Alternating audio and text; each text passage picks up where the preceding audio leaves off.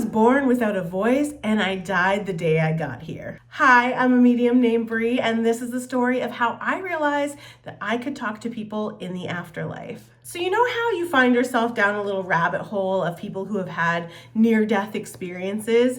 It is my belief that that happened for me on day one. Yes, literally my birthday. I was a really overdue baby. I was in there. I was like, no more lives on earth. I'm not going down there. Keep me in here. And eventually I was born. Everything was normal. Up until this day, my mom had never had a spiritual woo-woo experience of any kind. So my mom is alone in her hospital room recovering. I'm in the room with all the babies, and my mom hears a voice she's never heard before.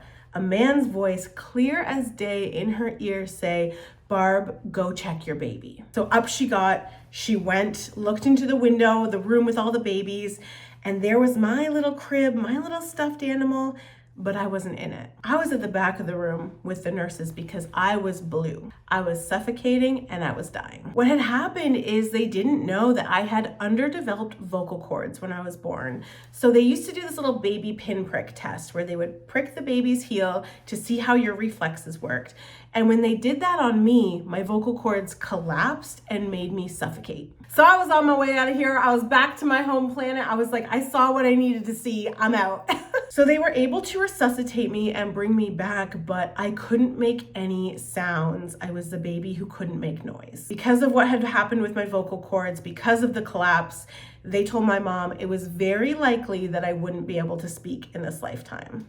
Now you can't shut me up and you can't stop me from crying. And even more beautifully, by some miracle that was meant to be, I can speak for myself and for those in the afterlife. So here's what I think happened as somebody who has watched so many videos and read so many books about near-death experience. I think that day I just died a little bit. I think I went to the afterlife. I think I dipped my toes a little too far into where I wasn't supposed to be. Or maybe exactly where I was supposed to be. And when they brought me back, I think I just came back a little bit different. I think that near-death experience that some people have, you know, they're 40, they're 50 or 80 years old, I had day one. I like to compare my story a little bit to that of Hercules, who came down from the gods and they took all of his power except for one little drop.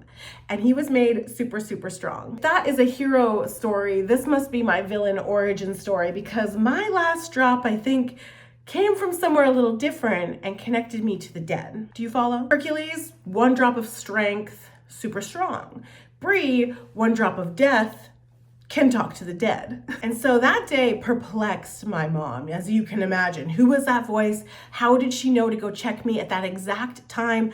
What made her listen to that voice? And just truly, where did it come from? And after that day, I just started to grow as a little kid. I started to explore the world. I got my voice back. I started to make sound, and the healing journey began. I'm now 35 years old, and I am still on that healing journey that will not end until the day I die. And then some, and then it will keep happening in the afterlife. The thing that really sticks out to me as a kid is I really remember seeing fairies. I told everyone I could see fairies, that I could talk to them. I have memories of seeing these like winged creatures come to visit me. But other than that, pretty normal kid. This truly is a coming of age tale. When I turned 18, I got my letter to this lesbian witch school and off I went to my local community college.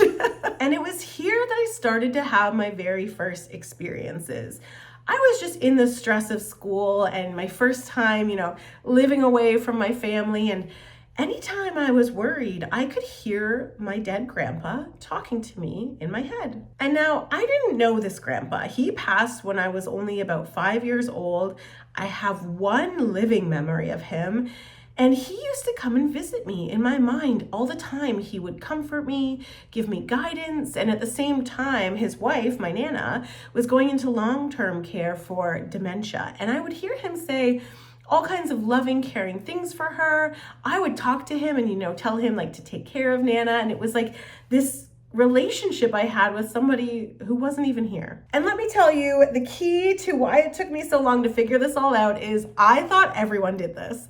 I thought this was like a coping mechanism for my stress. I thought everybody was in their college dorm rooms talking to the dead. Now, the thing about me is I'm a light switch. I'm off until I'm ready to turn it on and use it, till I'm ready to turn on to those gifts. And the only other thing is, if you are talking about somebody who has passed, I will start to feel them. It will turn that little whoop switch on for me. I don't ever just read strangers at random. And at this point in my life, I had no idea what I was doing. So I'm 18, I'm in college, and I meet a friend who had lost her dad when she was just 15 years old. And she used to tell me about her dad. And when she would talk about him, I could feel him. I could feel what he wanted to tell her. I could feel what he was like, but I never knew what to do with that. So one day we were at a concert and the singer starts to play a song that he wrote for his daughter. And all of a sudden I got this overwhelming feeling and knowing that her dad was standing right next to her saying, "Can you tell her I'm dedicating this song to her. I want her to listen to this message. I want her to know to stick it out in school and to know how proud I am of her." And I just felt in this moment, like if I didn't say this out loud to her, it felt like my chest was just on fire, like it was gonna rip open. And so in this moment of just complete courage, I looked at her and I said, "I think your dad's here and he wants you to know to listen to this song, to hear the message, to know he's proud of you and to not give up on school." And she started sobbing and I started crying and the song is playing and it was beautiful and we never talked about it ever again. And so this was a very isolated experience in those early days where I didn't know what it was, what overcame me, where it came from, but anytime somebody talked about a person they lost, I had this kind of feeling and I just shoved it somewhere way back inside me. Probably next to my sexuality, where that would hang out for another, decade before I realized that part of me. So I finished school. I go into life, I go into work. I did everything right. I had the apartment, I had the full-time job, I had my little cat, and I felt like, okay, this is it. I'm gonna feel settled. And I never felt worse in my life. I felt so lost. I was a really sensitive person. I was very perceptive and I just really, really wanted to help people. And I was in my work feeling like I wasn't getting to do any of that. And I tried all kinds of things and volunteering and trying all these different roles in my life to fulfill this thing, this itch I needed to scratch inside of me. But I didn't know what that was. And I can tell you so many days where it was just me crying in that apartment going like, I know there's something more for me, but I don't know what that is. And so like all people, when we're feeling lost and helpless and wondering what our purpose is, I went to see a tarot card reader. Now this woman, she opened the door and she was wearing a nightgown and she had this tiny dog wearing a diaper. And we went up the stairs through the beaded curtain. The scent of patchouli overtakes us. And I thought, this girl, she knows what I'm supposed to do with my life. So we sit down, she does a tarot card reading and she told me things like I was going to live near water, which I do. She told me I was going to marry a man and that I was gonna have a bunch of kids. I have a fiance and her name is Sarah and we have 4 cats. So I thought it was neat. I thought it was cool. Afterwards, I was like, what was this? I wanna get tarot cards. This seems so fascinating to me. And so one Friday night, as any old 25-year-old does, I was at Chapters, my little iced coffee in my hand, and I found myself in the self-help spiritual section of Chapters. The most spiritual place in the land to find yourself. And then you're just looking down the aisles of the other lost souls, picking up Untamed by Glennon Doyle, trying to find ourselves. And I find myself looking at this bright orange tarot deck. And it says Easy Tarot Handbook. And I thought, sure, why not? I picked up that and I picked up a book about listening to your intuition. I brought those home. I was so embarrassed. I was at the checkout. You would have thought I was buying something illegal because this was not cool then like it is now. Now everybody has a tarot deck. But in that moment, I was like, oh my God, I'm that person. Here we go. So I get home. I have a distinct memory of sitting in the bathtub, reading this book about your intuition and learning about people who can feel things really well and just know things. And I thought, I think that's me. And I was playing with the tarot cards. I had no idea how to use them. And it became like the fun little thing I would do on my friends. I would read their cards and sometimes things would come up like I'd be reading someone's cards and I'd be like, do you wear your grandpa's watch? And they would be like, yeah, I do. And I would be like, okay. And they would be like, do the tarot cards say that? And I would be like, yes. So I was really leaning into spirituality and therapy, you need both, at this time in my life, trying to figure out like, what am I doing? How do I best use my soul, my time here on earth? And I had a really awesome coworker at the time who had a yoga studio in his basement. The best witches circles happen in somebody's basement, let me tell you. And so he came up to me at work one day and he was like, Bree, we have this medium coming in to the studio and they're going to do this like guided meditation to meet your spirit guides. I think you would really like it.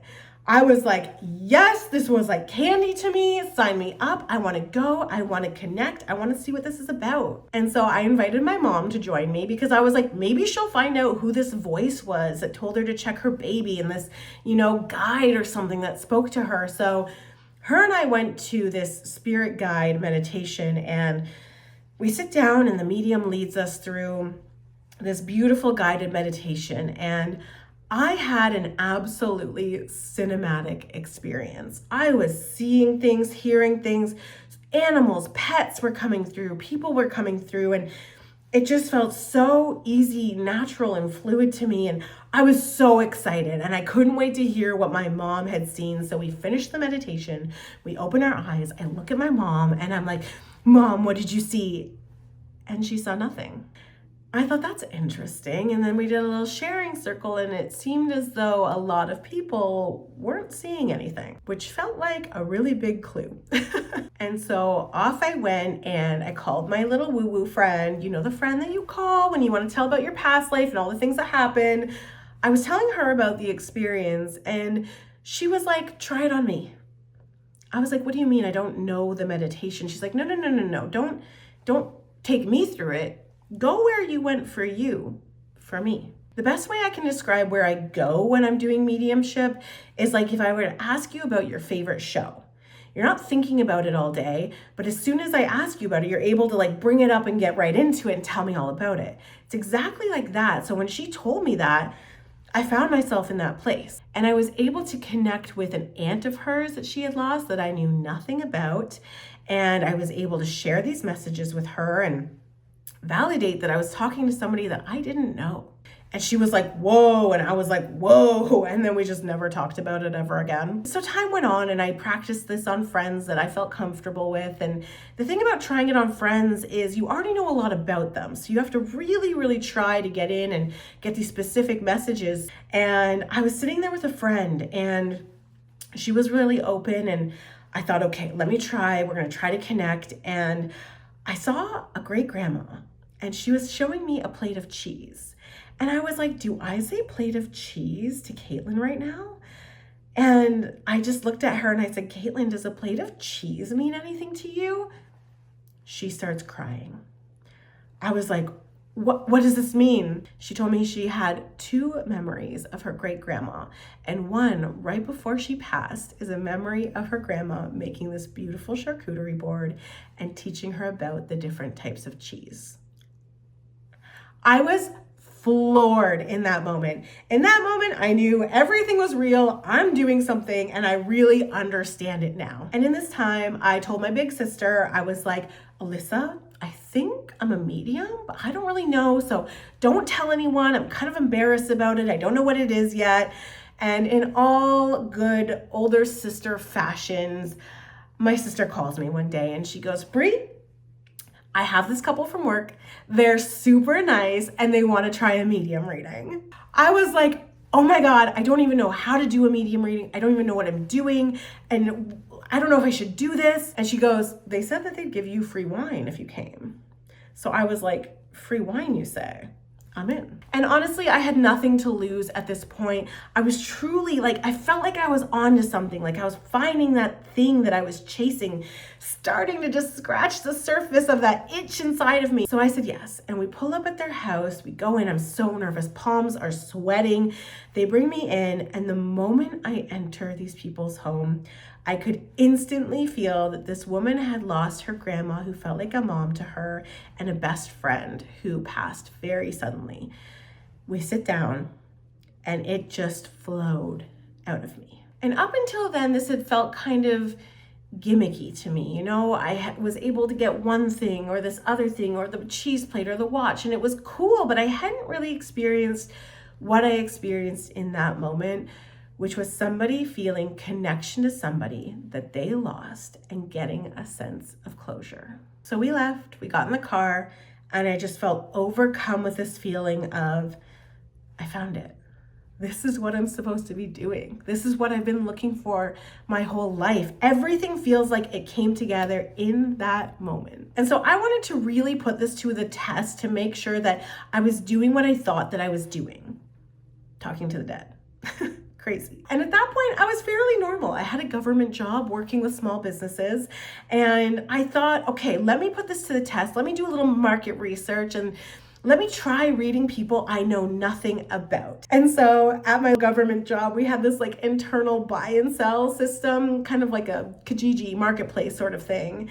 And so I put up an ad and I put, pay what you can, lunchtime medium readings.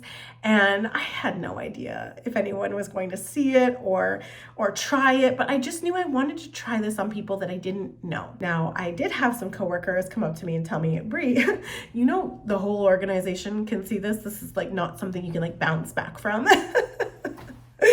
Luckily, I didn't care. So I post the ad, I wait a little bit, and 12 people answered. So in this random little room at City Hall, I sat there with 12 strangers and practiced this gift. And in that, it didn't feel like I was learning something new. It felt like I was remembering the sacred language to my soul and just bringing it back up. It was like learning how to dance something that you had danced 20 years ago. It felt so natural, it felt so easy, and it felt so joyful. And so I knew some people were starting to catch wind that I was a medium, that I was doing these readings, and I thought, I need to tell people I'm doing this. I need to let the people know.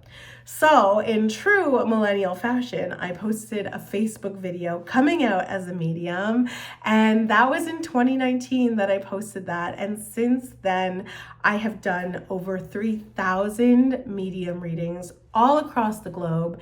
I have held group medium readings across Canada, and 1 year after I posted that video, I was able to quit my job and do this full time. So yeah, there was a little itch that needed to really be scratched. And with every medium reading I do, I scratch that itch every single day, and I get to live in complete alignment with what I feel I was put here to do. So yeah, that's how I became a medium. That's how all the little puzzle pieces came in to click together. And now I get to spend my days helping people with what I believe is the gift I was put here on earth to share, and getting to meet incredible people, getting to hear stories, getting to view life through this very powerful lens of the afterlife that has me always making decisions that say, if I were going to pass tomorrow, what would I wish I had done today? And this job just makes me hold on to life that much tighter. It makes me squeeze all of the joy out of every moment, all the love out of the people that I deeply, deeply love and care about in this life. And in some ways, I feel like I've come so far, and in some ways, I feel like I'm just getting started. So that's that, how I became a medium named Bree.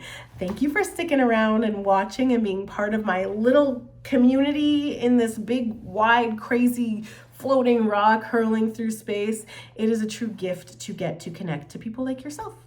And if there's one thing I could say to you, it would just be, I hope you can find that thing that scratches that itch inside of you, and that you don't settle until you find it, because I think we all have many reasons we're put here. And I think life starts to feel a lot more magical when we live in alignment with that thing we know we're meant to do.